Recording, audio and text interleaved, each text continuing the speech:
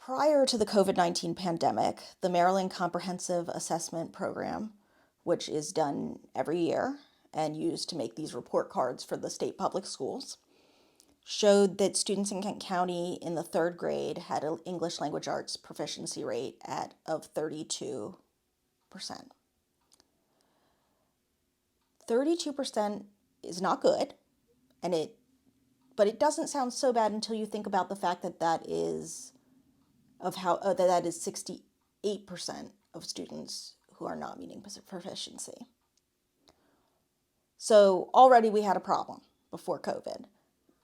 It is worth noting that Kent County Public Schools is not alone in this problem. Schools all across the country, especially schools in these small rural populations, are really struggling to increase literacy. When we went virtual in a county that did not have sufficient internet capability to have children engage with the virtual platform, we left a lot of children more behind than they were. Last fall's Maryland Comprehensive Assessment Program testing, which you cannot find on the report card, but you can find if you click to download the Excel spreadsheet for the whole state of Maryland, was roughly just above 10% of third grade students reaching proficiency level in English language arts. 3% in a county this small is numbers that you can count on your fingers, pretty much. 10% in a county this small. I think that even though a lot of the things that made this storm were unavoidable, the teachers are certainly doing the best they can. The administrators are doing the best they can. Everybody has every intention to get these kids where they need to be. I think it's going to have to be a whole community effort to rebuild. A close family friend approached me at that point and said, I'm interested in doing something to help the kids who are in the public school who can't access things like Radcliffe. Are you interested in this? And I said, I am, but I can't leave Radcliffe. As long as there's a Radcliffe to stay at, I need to make sure it's okay. So I worked with Radcliffe and with this donor to figure out that I would be about half and half, part-time at each.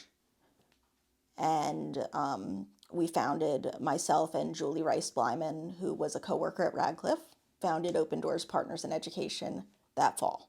Orton-Gillingham is a very specific, multisensory intervention for students who struggle to read. It's very research-backed. It's been around for more than 80 years. Reading is a very complex thing in that oral language is a natural process for the human body and the brain. Written language and reading is not. 80% of children need systematic, explicit instruction to learn to read. We very much would like to be allowed to come in and volunteer with the schools or even work out a situation where the schools could use some of the funding they've received to pay our tutors at a much below market rate. That has not worked out yet. We are currently actively pursuing that. But at this point, it's primarily that teachers will let a parent know who approaches them that we're available. Pediatrician offices have been letting parents know. Educational psychologists who we know have been letting parents know. And parents who have cousins and nieces and nephews who might need help have been letting them know. So it's often that we'll get, it's not infrequent that we'll get members of the same family. Kids who come to us are not all dyslexic.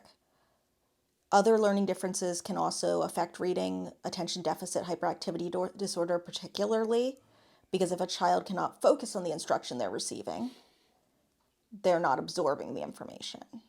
So we need to work with those children, and a one-to-one situation is perfect for that, to make sure that they build enough building blocks that they understand what's being said and they're not just tuning out or focused on something else. We often say they're at the cusp of it. They're going to get it any moment now.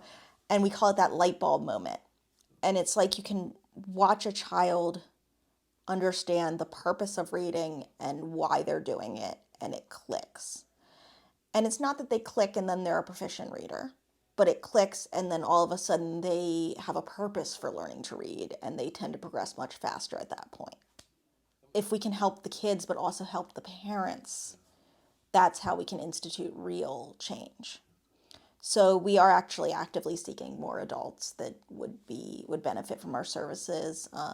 I've had some wonderful conversations with British Robinson, who's the CEO at the Barbara Bush Literacy Foundation. And their primary focus is adults, because in a study they found through Gallup, the United States is losing $2.2 trillion a year in our economy because of low literacy levels. It's this very systematic, explicit approach to teaching phonics. At some point in the 80s or 90s, and even before then, we kind of fell into first what was whole word reading, and what then became something called balanced literacy. Balanced literacy can frequently be seen in programs like Lucy Calkins, units of study, programs backed by big, powerful players like Heinemann and Teachers College at Columbia University. These programs have really slick marketing, but they do not work for students that need systematic and explicit instruction in phonics. Thankfully, because of a lot of the press, that what's now being called the science of reading, but it's kind of a catchphrase. I don't know that we need to have a shiny catchphrase for everything. Those programs have started to have to examine the way that they were teaching reading, and change has started to happen. But it's a real shame that our country and the schools in our country have been convinced that they have to spend thousands and thousands of dollars on these shiny programs that aren't even doing what they purport to be doing. Human space. Yeah, there's actually a hierarchy of needs that we talk about in education, and if the larger needs are not met, a child is what's called not available for learning. So if a child does not have safe housing, food, clothing, you could be the best teacher in the world, and without solving those problems, you're not going to be able to teach that child. I'm not trying to build something that is just Ashley Singer and Julie Blyman. I want to build something that lasts long after we're here. I want this to be a valued member of the community that serves children for years and years and years. I wish I could say that this mission can be accomplished in the next 60 years, but that's not realistic. And I do have hope that a program like this could be something that is replicable in the future. If it works in this small rural community, maybe it could work in other small rural communities. Maybe there could be open doors in all different places, much like Horizons is today.